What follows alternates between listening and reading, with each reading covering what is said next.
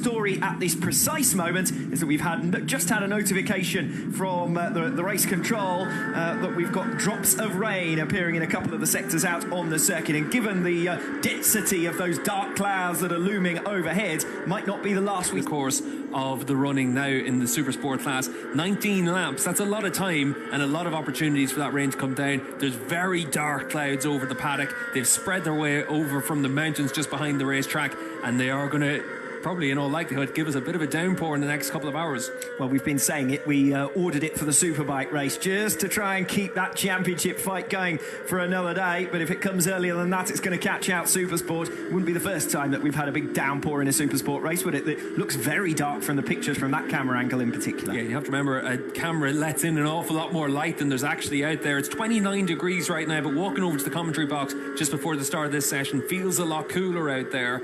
And certainly if we do have rain, we've had thunderstorms in the area in recent days, and even on Tuesday we had a massive downpour here as well, so it can get very wet very quickly in this kind of area.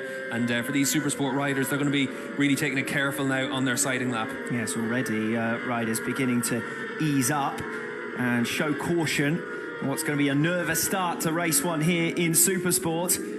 It's too early for any gambles, though, or any bold decisions at this point. I think everyone's got to stick with what they're riding. Yeah, they're all out there on the X tyre on the rear, the super soft compound rear tyre. Hannah Sumer, the only rider out there on the slightly harder front tyre. He's out there on an SC2 front tyre on the number 38 Yamaha. Everyone else out there on the same combinations, front and rear. Reminder, if you're just joining us, the 2021 FIM Supersport World Championship already settled in favour of Dominic Egerter, the number 77, who lines up here from pole position. 68 points, an unassailable lead ahead of Stephen Odendaal. Odendaal hasn't yet settled down. Rear tyre, Hannah Sumer, and Manuel Gonzalez directly behind him. Could move forward, but could still move backwards. He's got Jules Cluzel and Philip Ertl, both for company, tied on 241 points apiece. The final weekend of the 2021 campaign. We've also got the Teams Award in focus this afternoon.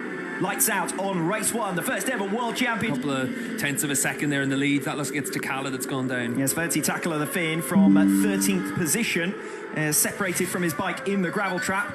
And the number 95, who was inside, as I say, the scoring positions, looks out of contention now. Yeah, we saw crashes here in the Asia Talent Cup race over the weekend from running out onto the curbs. Obviously, in these conditions, the curb's very wet, and that's what catches Takala out. We saw that from Federico Caricasulo earlier on when he